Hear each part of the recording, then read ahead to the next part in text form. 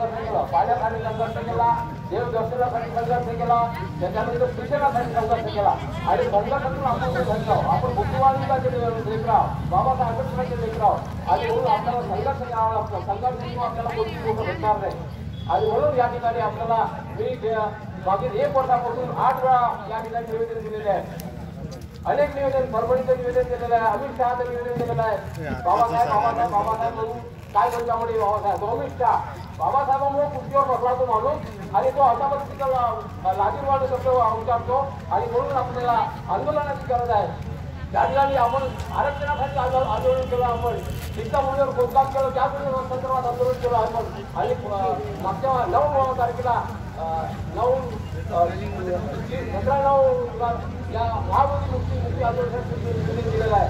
8 वेळा यावर्षी निवेदन दिलेलं आहे सुद्धा संपूर्ण भारतीय बौद्ध महासभेची नव्हत्या समिती आणि म्हणून आपल्याला आंदोलनाची गरज आहे. आणि या ठिकाणी जे बुद्ध जयंती मुद्दा आहे हा अतिशय घातक मुद्दा आहे. या ठिकाणी जे बिहारचं सरकार आहे, बिहारचं सरकारने 1949 साली जो कायदा केला की या कमिटीमध्ये 5 लोक हिंदूचे राहणार आणि 4 लोक एसटी समाजाचे राहणार आणि त्यामध्ये 4 हिंदू ब्राह्मण राहणार आणि 4 एसटी राहणार आणि 1 जो आहे जिल्हाधिकारी त्याच ब्राह्मण समाजाचा हिंदू समाजाचा जिल्हाधिकारी राहणार. म्हणजे 5 त्यांचे आणि 4 आहेत आपले आणि म्हणून जे काही निर्णय होतात बुद्ध वेळेला जो काही दान देतात ते सर्व दान सर्व आपले सर्व पैसे जे लोक लुटून देतात आणि बुद्ध गयाचा विकास होत नाही. ज्या बुद्ध गयाला बाबासाहेब आंबेडकरांनी आपल्याला बुद्धाचा मार्ग दिला, बाबासाहेब बुद्धाने आपल्याला त्या ठिकाणी ज्ञान प्राप्त झालं आणि त्या ठिकाणी आपल्याला संपूर्ण गोष्टी मिळाल्या. ते बुद्ध गया आपलं स्वतःचं असल्यामुळं, आपलं बौद्धाचं असल्यामुळं आपला ताबा का नको, आपला ताबा असायला पाहिजे त्या ठिकाणी.